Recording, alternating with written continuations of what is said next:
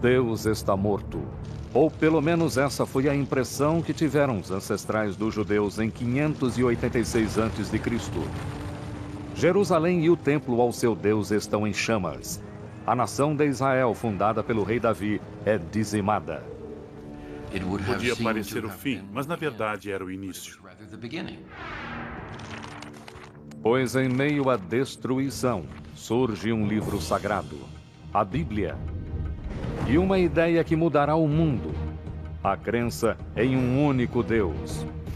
Agora, uma história provocante surge a partir de descobertas vindas do passado e da Bíblia. Queríamos estudar a possibilidade de as ruínas do Palácio do Rei Davi estarem aqui. Um quebra-cabeça arqueológico reúne as peças do mistério sobre quem escreveu a Bíblia, quando e por quê. Ficou claro que era um pergaminho minúsculo. Agora, ciência e escrituras convergem para criar uma nova história de um antigo povo, Deus e a Bíblia. Os mistérios da Bíblia hebraica.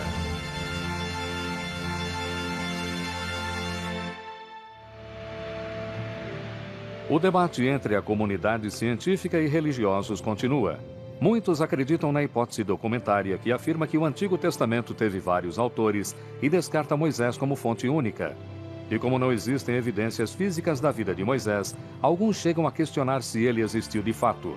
Porém, alguns personagens bíblicos podem ter deixado uma marca bem clara. E por volta de 1000 a.C., uma dessas figuras míticas surge para unir as 12 tribos de Israel contra um novo inimigo. Davi meteu a mão no embornal, apanhou uma pedra e arremessou-a com a funda, atingindo o filisteu na fronte. A pedra se encravou na sua testa e o gigante tombou com o rosto em terra. 1 Samuel 17, versículo 49.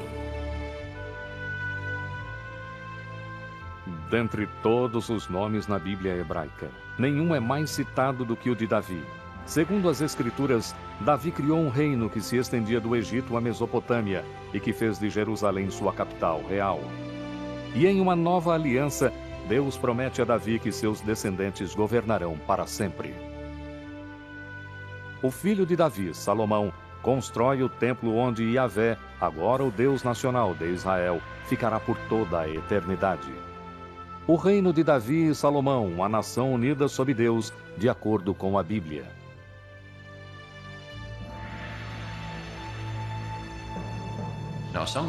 Alguns céticos afirmam que não havia uma monarquia unida, que isso é uma criação bíblica e de estudiosos modernos.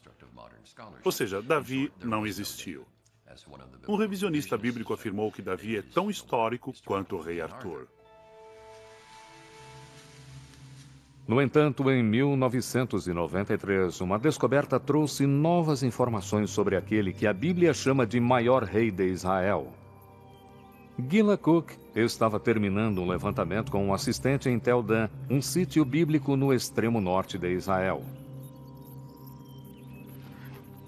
A escavação era chefiada pelo arqueólogo israelense Avraham Bihan.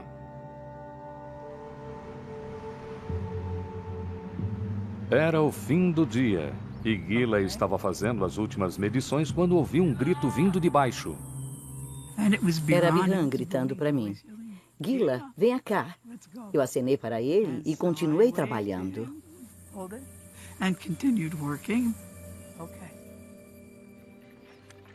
Após ser chamada pela segunda vez, Gila reuniu seus instrumentos e seguiu colina abaixo.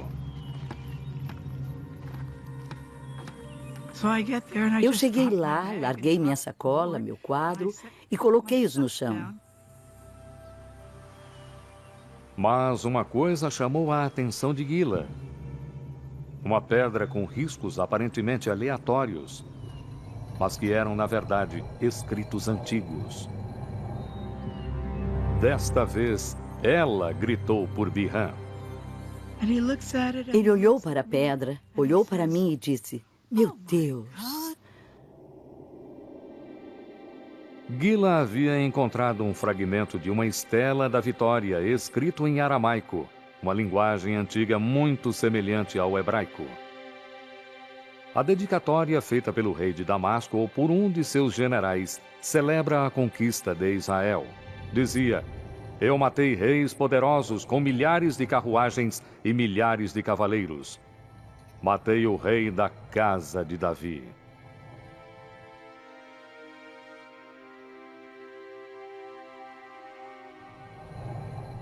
Essas palavras, a casa de Davi, fazem desta uma descoberta fundamental. É uma prova convincente de que Davi realmente viveu. Diferente do livro de Gênesis, as histórias dos reis de Israel tiram a narrativa bíblica do reino das lendas e lhes garantem um lugar na história. Quando a cronologia bíblica dos reis de Israel pode ser comparada com inscrições históricas, como a Estela de Tel Dan, é possível obter-se datas relativamente confiáveis. O rei Davi é o mais antigo personagem bíblico cuja existência foi confirmada pela arqueologia. E muitos concordam que ele viveu por volta do ano 1000, no 10º século antes de Cristo. Será possível que parte da Bíblia tenha sido escrita durante o reinado de Davi?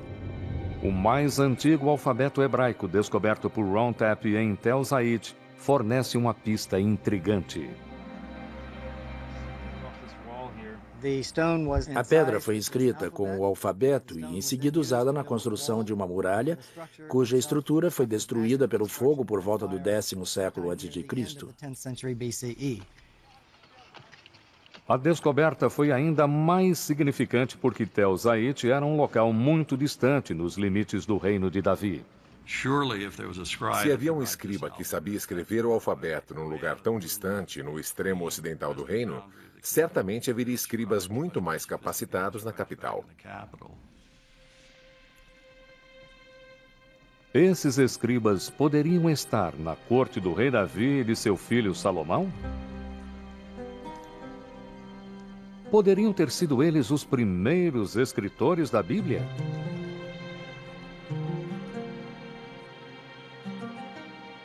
No século XVIII, estudiosos alemães descobriram uma pista sobre quem escreveu a Bíblia, escondida com 2 nomes diferentes para Deus. Segundo um relato, Abraão conhecia Deus por seu nome pessoal, que costuma se pronunciar Yahvé. O autor dos trechos com o nome Yahvé, que em alemão escreve-se com J, foi chamado de J. Mas segundo outros relatos, Abraão conhecia Deus pelo termo hebraico mais comum para Deus, que é Elohim. Assim, os 2 escritores ficaram conhecidos como E de Elohim e J de Yahvé. Baseando-se em poesias e canções passadas de uma geração a outra, ambos escreveram uma versão do passado distante de Israel. As histórias de Abraão e a Terra Prometida, Moisés e o Êxodo. O mais antigo dos 2 é o conhecido por J, que muitos consideram do século X a.C., época de Davi e Salomão. E como os eventos relatados na versão de J se passam na região de Jerusalém, é provável que ele tenha vivido lá, talvez nas cortes reais de Davi e Salomão.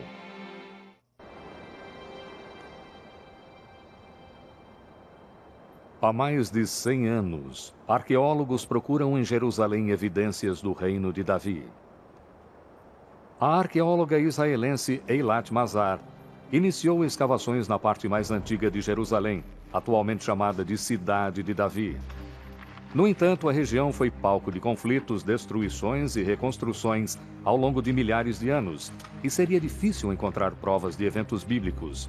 Mas então, começaram a surgir grandes muralhas, com 3 metros de espessura, às vezes 5 metros, e vão para todas as direções. Vem do leste, avança 30 metros para o oeste e ainda não encontramos o fim dela. muralhas tão grandes só podem fazer parte de uma enorme edificação. E Mazar acredita que até agora as escavações representam somente 20% da área total. Uma estrutura tão grande mostra centralização e capacidade de construção. Só pode ser uma estrutura real.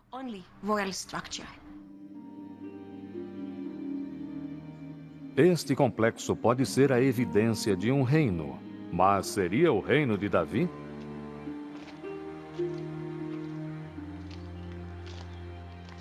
Para pertencerem ao palácio de Davi, as muralhas precisariam existir na época em que ele viveu, por volta de 1000 a.C.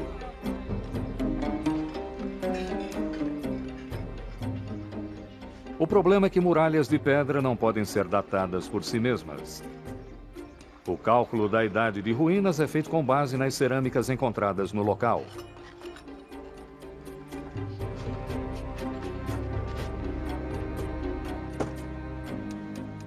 A datação das cerâmicas baseia-se em dois conceitos.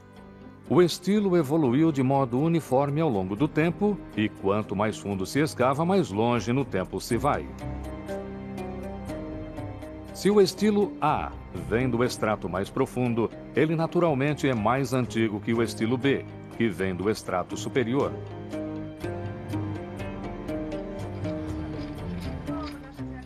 Ao analisarem cerâmicas de sítios bem estratificados, arqueólogos podem criar o que chamam de cronologia relativa. Mas essa cronologia flutua no tempo, sem uma data específica. Para fixar essa cronologia, William Foxwell Albright, considerado o pai da arqueologia bíblica, usou eventos mencionados na Bíblia e em textos egípcios e mesopotâmios para designar datas e estilos de cerâmicas. A cronologia de Albright, ligeiramente modificada, é usada por Mazar para datar sua descoberta. A maior parte dos arqueólogos utiliza o mesmo sistema. Este teria sido realmente o palácio de Davi? Mazar reúne as evidências. A construção é enorme. Está localizado em um local de destaque na parte mais antiga de Jerusalém.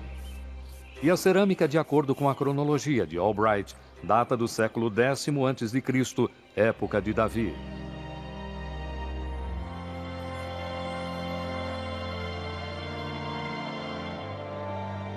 Mazar acredita ter de fato encontrado o palácio de Davi.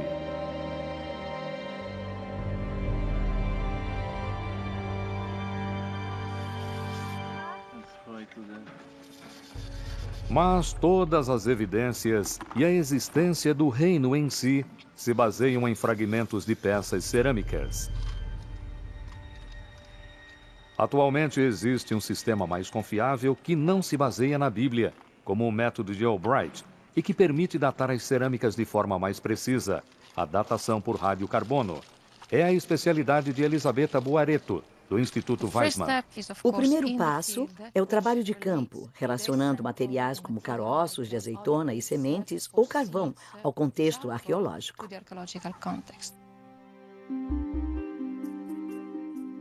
Se um caroço de azeitona for encontrado na mesma camada que uma peça cerâmica, o carbono no caroço poderá ser usado para datar a cerâmica. Quando o caroço morre, seu carbono 14 radioativo decai em um ritmo constante ao longo do tempo, o que não acontece com o carbono 12. Analisando o índice de degradação do carbono 14 em relação ao carbono 12, Elisabetta pode determinar a idade do caroço de azeitona, que por sua vez pode ser usado para datar a cerâmica. As amostras de carbono coletadas datam as cerâmicas, que Albright associa à época de Davi e Salomão, em torno de 75 anos depois. Para eventos que aconteceram há tanto tempo, a diferença pode parecer insignificante. Mas se Elisabetta estiver certa, o palácio de Davi e o antigo alfabeto hebraico precisam ser deslocados no tempo. Isso os colocaria na época dos reis Anri, Acabe e sua esposa Jezabel, todos seguidores do deus cananeu Baal.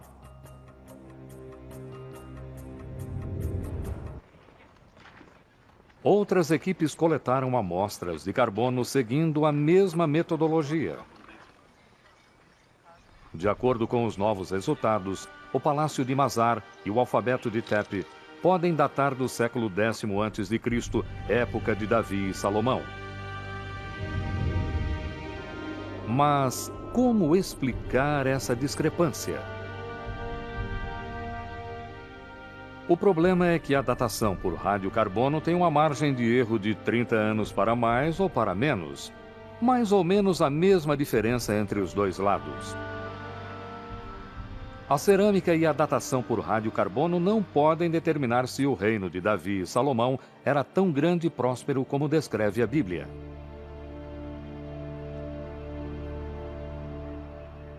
Felizmente, a Bíblia oferece pistas de outros lugares onde procurar evidências desse reino. Segundo a Bíblia, Davi conquistou o reino, mas seu filho, Salomão, foi o grande construtor. Eis a relação dos trabalhos que o rei Salomão impôs para a construção da casa do Senhor. O muro de Jerusalém, Hazor, Megido e Gazer. 1 Reis 9, versículo 15.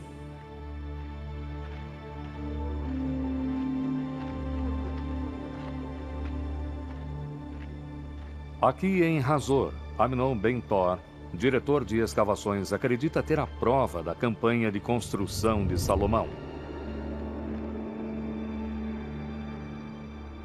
O chamado Portão de 6 Câmaras é uma enorme entrada fortificada com torres e salas de guardas. O predecessor de Ben-Tor, Igal Yadin, foi quem descobriu a estrutura. Era um portão com 6 câmaras. E Yadin imediatamente lembrou que um portão muito parecido fora escavado em Gaza. E a Universidade de Chicago escavou este portão aqui em Megido.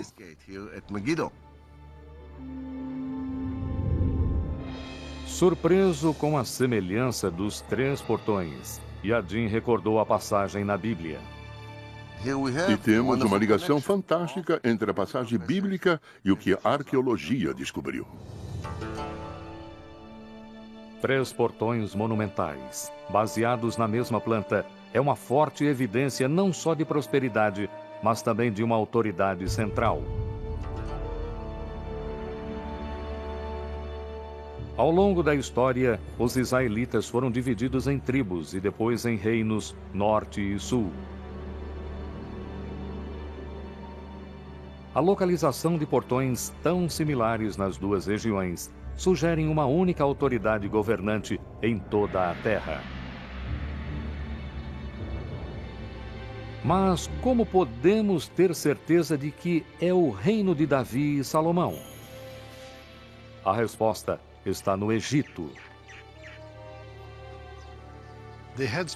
A cena que vemos nesse muro celebra uma campanha militar comandada pelo faraó Shishak, ou Sheshonq, fundador da 22ª dinastia no Egito. No 5º ano do reinado de Roboão, o rei Shishak do Egito atacou Jerusalém e levou os tesouros da casa do Senhor e os tesouros do palácio real. Levou tudo. 1 Reis 14, versículos 25 e 26.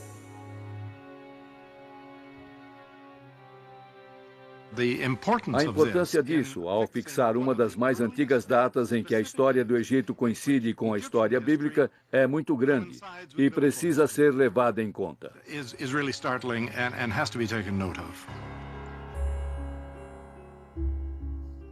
Esta convergência surpreendente entre a Bíblia e a história egípcia fornece uma data exata para a morte de Salomão. A campanha de Shishak, segundo a cronologia egípcia, ocorreu em 925 a.C. E a Bíblia afirma que Salomão morreu 5 anos antes, ou seja, em 930 a.C. É mais uma evidência de que Davi e Salomão viveram no século X. Mas há outras provas ocultas nessas muralhas.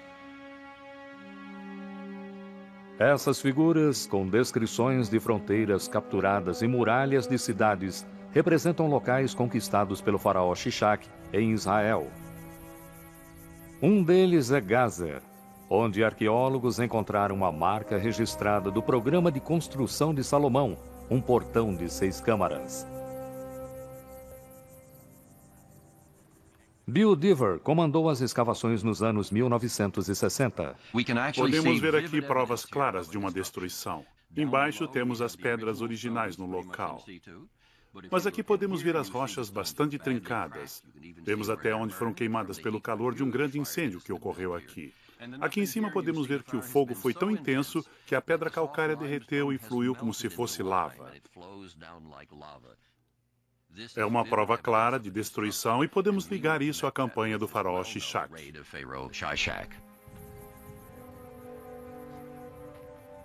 E se o portão foi destruído por Shishak em 925 a.C., é provável que tenha sido construído durante a vida de Salomão, que morreu 5 anos antes. Embora alguns arqueólogos ainda discordem, essa convergência de Bíblia, cronologia egípcia e os portões de Salomão é uma forte evidência de que existiu um grande reino na época de Davi e Salomão, dominando toda Israel, norte e sul, com a capital em Jerusalém.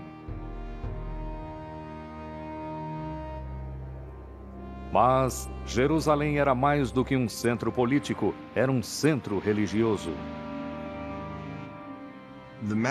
A magia de Jerusalém era a magia do templo. Um templo para um Deus.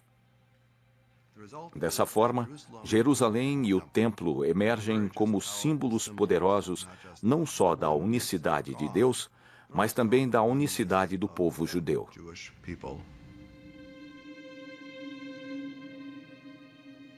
As práticas religiosas dos antigos israelitas têm pouca semelhança com o judaísmo atual. Elas eram centradas em torno do templo construído pelo filho de Davi, Salomão, e visto como a habitação terrena de Yahvé. Para entender como os antigos israelitas cultuavam seu Deus, os estudiosos precisam descobrir como era o templo e como ele funcionava. Mas embora se saiba onde as ruínas devem estar, é impossível escavar no local. Elas estão sob o terceiro local mais sagrado no islamismo, que inclui a cúpula da rocha. Nem uma única pedra do Templo de Salomão foi escavada, mas a Bíblia oferece uma descrição incrivelmente detalhada. O templo construído pelo rei Salomão para Yahvé tinha 60 côvados de comprimento, 20 de largura e 30 de altura. No Santíssimo, Salomão mandou instalar 2 querubins de madeira de oliveira de 10 côvados de altura. Salomão revestiu os querubins de ouro. 1 Reis 6, versículos 2, 23 e 28. A descrição da Bíblia permite o esboço de uma planta para o Templo de Salomão. E ela é bastante semelhante aos templos feitos por povos vizinhos que cultuavam vários deuses. O templo mais parecido fica a centenas de quilômetros ao norte de Jerusalém, em Ain Dara, na atual Síria. Eles possuem dimensões parecidas e a mesma planta baixa, guardando os 2 templos a esfinges ou querubins, como a Bíblia os chama. O templo de Ain Dara também possui pegadas enormes do Deus que viveu aqui. Elas marcam seu progresso na caminhada ao trono, localizado no santuário interno.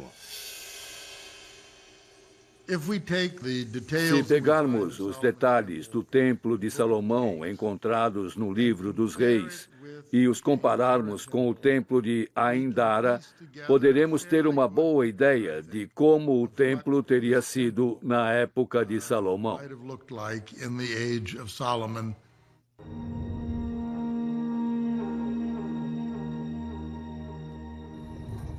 Agora é possível reconstruir com alguma segurança o Templo de Salomão e a forma como os antigos israelitas cultuavam seu Deus. Na frente havia um altar enorme. Atrás dele, uma área livre que levava ao interior do templo. Havia uma sala, o recinto santo, e em seguida, o recinto mais sagrado. o Sacrossanto, onde a Arca da Aliança guardava as tábuas da lei.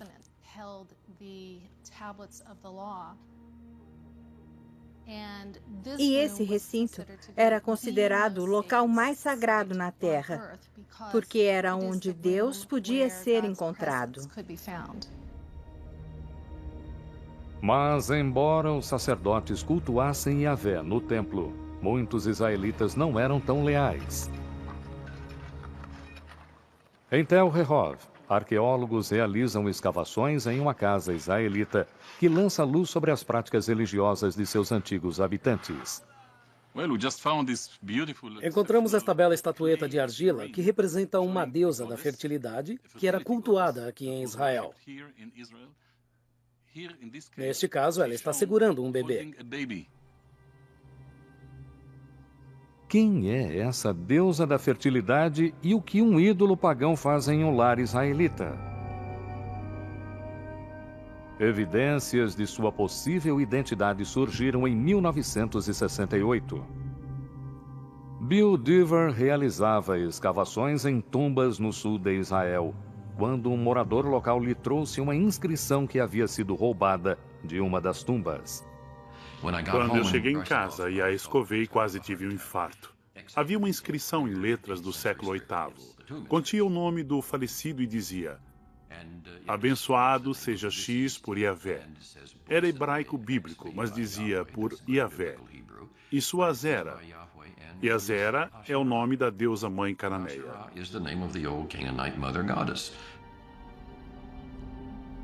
Outras inscrições, associando Yahvé e Azera, foram descobertas e milhares de estatuetas foram encontradas por toda Israel. Muitos acreditam que este é o rosto de Azera. Bill Dever concluiu que Deus tinha uma esposa.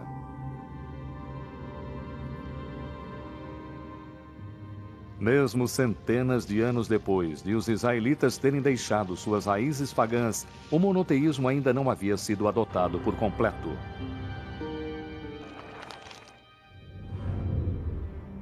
Quanto mais eu os chamava, tanto mais se afastavam de mim. Sacrificavam aos Baals e queimavam incenso às imagens esculpidas. Oséias 11, versículo 2. Os israelitas tinham feito um contrato com Deus. Se o cumprissem, Deus os recompensaria. Se o quebrassem, ele os puniria. Ele os puniria usando poderes estrangeiros como instrumentos. Os eventos confirmaram as previsões dos profetas. Pouco depois da morte de Salomão, as 10 tribos do norte de Israel se rebelaram e formaram o Reino do Norte. Então, um novo e poderoso inimigo saiu da Mesopotâmia para criar o maior império que o Oriente Próximo já havia conhecido: os assírios. Inúmeros textos e relevos assírios documentam seu domínio sobre Israel e Judá.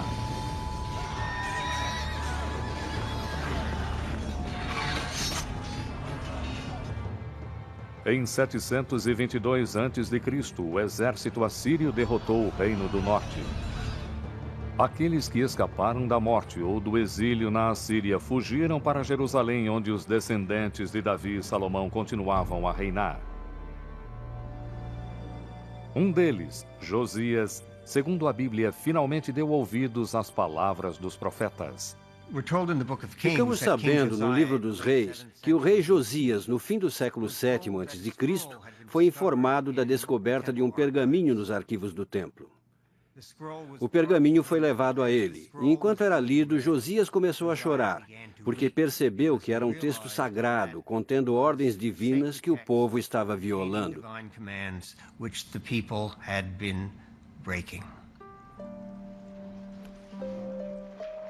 Acredita-se que o pergaminho perdido faça parte do 5º livro da Torá, Deuteronômio, um detalhado código de leis e costumes. Ele inspirou outro grupo de escribas no século VII a.C., conhecidos como escritores D. De acordo com a hipótese documentária, após J, e E. D é o terceiro grupo de escribas que escreveram parte da Bíblia hebraica. D reconta a história do Êxodo e reafirma a aliança feita por Moisés entre Deus e o povo israelita. Você deve amar o Senhor seu Deus porque Ele o ama. Ele o ama mais do que a qualquer outra nação. Assim, o amor divino por Israel requer, em contrapartida, uma lealdade exclusiva a Deus. E Deuteronômio, mais que qualquer outra parte da Bíblia, insiste que somente o Deus de Israel deve ser cultuado. Para cumprir a aliança, Josias ordena que ídolos e altares a outras deidades sejam destruídos. O livro de Deuteronômio contém a mais clara proibição ao culto de outros deuses, os 10 mandamentos. Eu sou o Senhor teu Deus. Não terás outros deuses além de mim. Não farás para ti ídolos.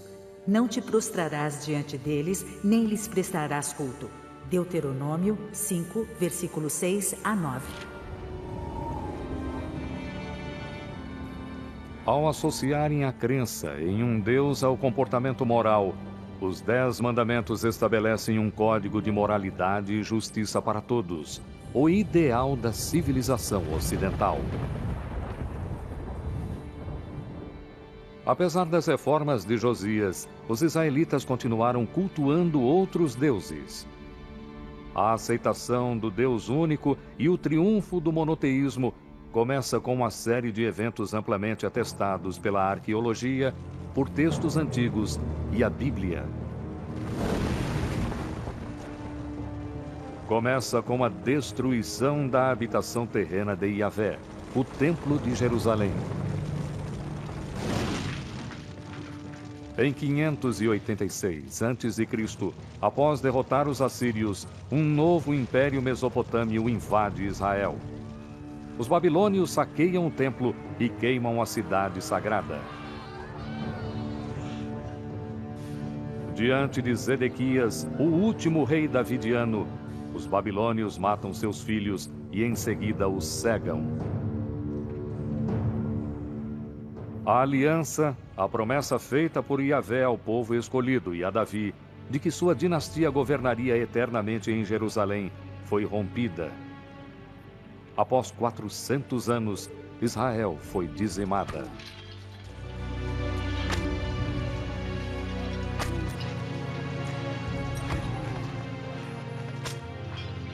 Os sacerdotes, profetas e escribas israelitas são acorrentados e levados à Babilônia. Registros babilônios confirmam a presença de israelitas, incluindo o rei, no exílio. Sem o templo, o rei e as terras, como os israelitas conseguiram sobreviver? A jornada começa com antigos pergaminhos que, segundo alguns estudiosos, foram resgatados das chamas da destruição.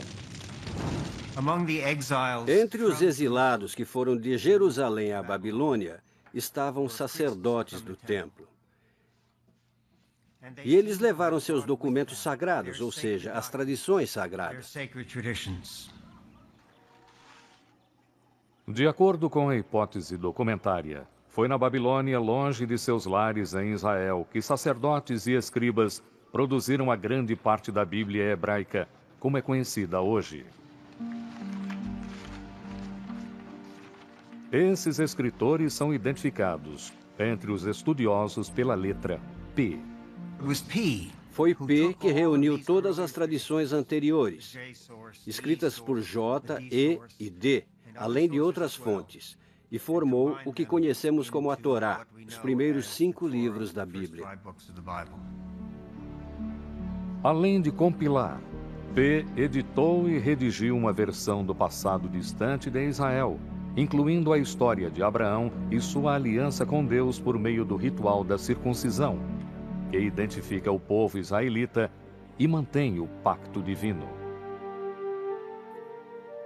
Mas a história de Abraão, de um pai disposto a sacrificar o próprio filho, também fala sobre o poder da fé. Não é coincidência que os escribas exilados tinham escrito que Abraão era originário de Ur, ao sul da Babilônia. Talvez com a mesma fé que Abraão teve, os exilados serão devolvidos à terra prometida.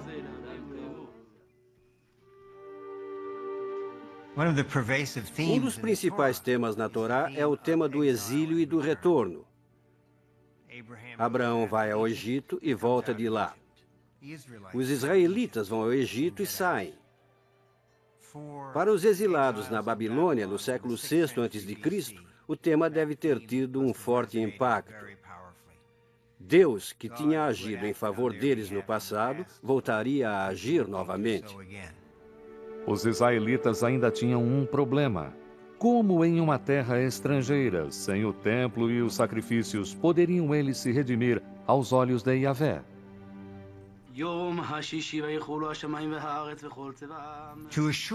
Para garantir a proteção divina, os textos de P enfatizam costumes como o Sabá.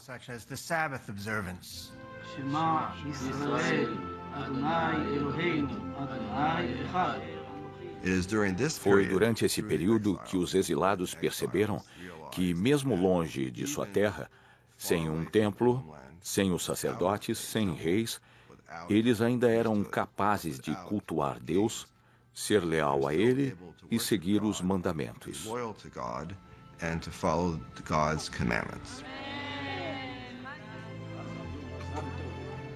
Essa é a fundação do judaísmo. Compilando histórias do passado, escritas pelos escribas J, E e D, como o êxodo da escravidão à liberdade, Moisés e os 10 mandamentos e a jornada de Abraão à terra prometida. P criou o que conhecemos hoje como os 5 primeiros livros da Bíblia.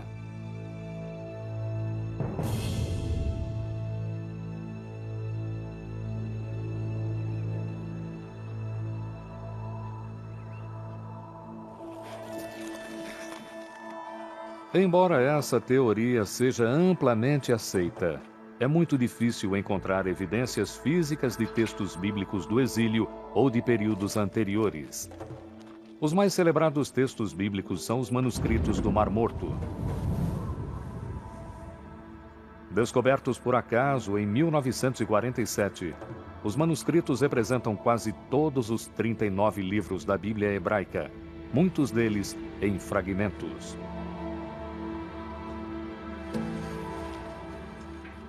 Eles existiram por terem sido guardados num ambiente perfeito para a preservação, o deserto quente e seco. Suspeita-se que havia centenas de outros manuscritos em Israel. Mas, como foram escritos em papiro ou em peles de animais, entraram em decomposição há muito tempo. O mais antigo dos manuscritos do Mar Morto foi escrito pelo menos 300 anos depois do exílio na Babilônia. Na ausência de provas de textos mais antigos, alguns estudiosos afirmam que a Bíblia inteira é uma obra de ficção e chegam a duvidar que Israel e os israelitas tenham realmente existido. Para muitos revisionistas céticos radicais, a Israel antiga não existiu, foi uma criação intelectual, ou seja, aquelas pessoas não relembraram o passado, elas o inventaram. Elas não tinham passado. A Bíblia é um mito de fundação contado para legitimar um povo que não tinha legitimidade. A legitimidade do passado israelita depende da descoberta de uma evidência que comprove as origens antigas da Bíblia.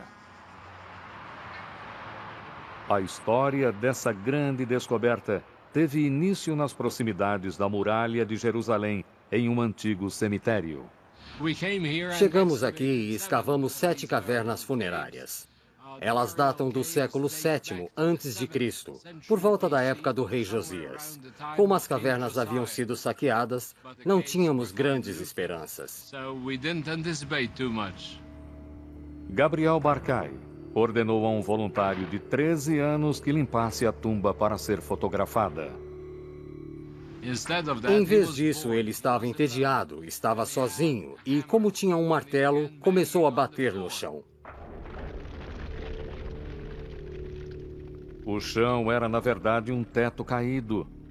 E abaixo dele estavam artefatos que foram poupados dos saqueadores. Entre as centenas de objetos, um artefato chamou a atenção. Parecia uma ponta de cigarro. Era cilíndrico, com 3 centímetros de largura, 1 de diâmetro, e era um minúsculo pergaminho feito de prata.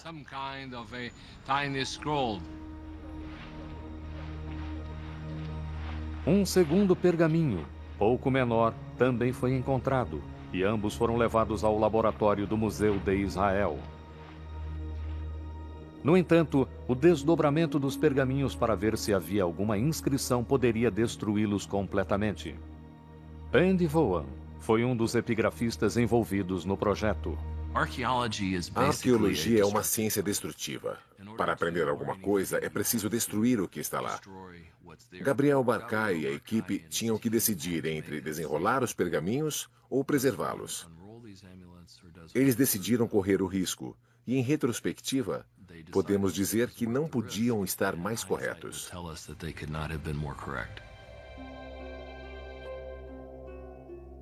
Com extremo cuidado, os técnicos criaram um método especial para desenrolar os pergaminhos e revelar seu conteúdo. Eu fui até lá e fiquei impressionado ao ver a coisa toda repleta de caracteres delicadamente inscritos.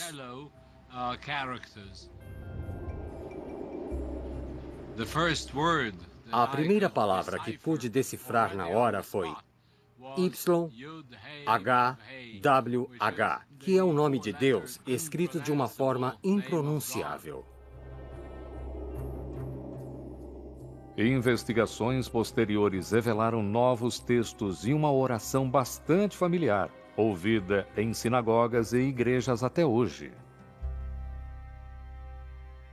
O Senhor te abençoe e te guarde. O Senhor faça brilhar sobre ti sua face e se compadeça de ti. O Senhor volte para ti o seu rosto e te dê a paz. Números 6, versículos 24 a 26.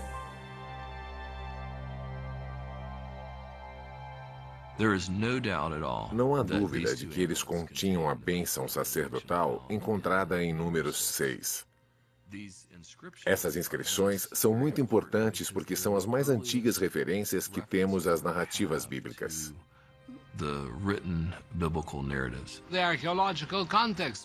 O contexto arqueológico é muito claro porque foram encontrados com cerâmicas do século VII a.C.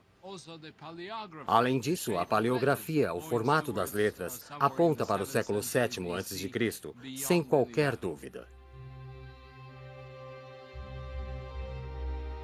Os pergaminhos com a bênção sacerdotal foram produzidos 400 anos antes dos manuscritos do Mar Morto.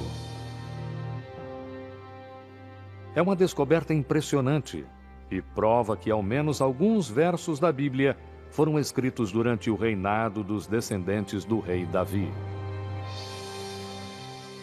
Ao fornecerem textos anteriores ao exílio na Babilônia, os pergaminhos de prata confirmam que a Bíblia hebraica foi criada a partir de poesias, tradições orais e orações que remontam à época dos escritores D, e talvez além, até os escritores E e J. Como estudiosos modernos imaginavam, a Torá, os primeiros 5 livros da Bíblia, ganhou sua forma final durante o exílio na Babilônia. No entanto, apequenados diante da imponência dos templos e das estátuas gigantescas de deuses babilônios, os israelitas também precisam confrontar a pergunta fundamental: por que seu Deus Yahvé os abandonou? Foi nesse momento que concluíram que o politeísmo os levou à queda. Existe de fato somente um Deus. Os israelitas abandonam a tolice do politeísmo. O monoteísmo triunfa. E esse fato é comprovado pela arqueologia. Antes da destruição do primeiro templo, em qualquer parte do território da Judéia que escavemos, encontramos santuários e encontramos milhares de estatuetas, até mesmo em Jerusalém. Mas após a destruição não há nenhuma. Estamos falando de milhares antes e nenhuma, absolutamente nada depois. O monoteísmo está bem estabelecido, firmemente estabelecido. Por isso, algo grande aconteceu, e é muito difícil detectar. Foi a experiência vivida na época do exílio. Através da experiência no exílio e da escrita da Bíblia, nasceu o conceito de Deus que conhecemos atualmente. Os pergaminhos que registram a relação dos israelitas com seu Deus é hoje a Bíblia hebraica. O Antigo Testamento, um texto sagrado para mais de 3 bilhões de pessoas. Por meio da escrita, um culto antigo tornou-se uma religião moderna, e a deidade israelita Yahvé se transformou no Deus das 3 maiores religiões monoteístas.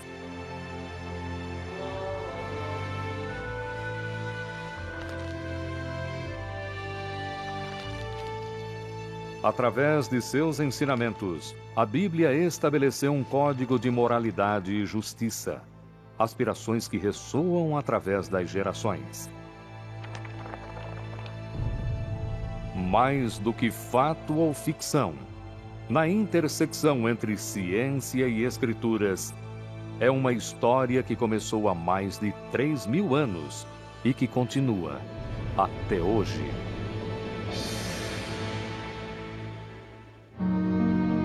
Versão Marshmallow São Paulo.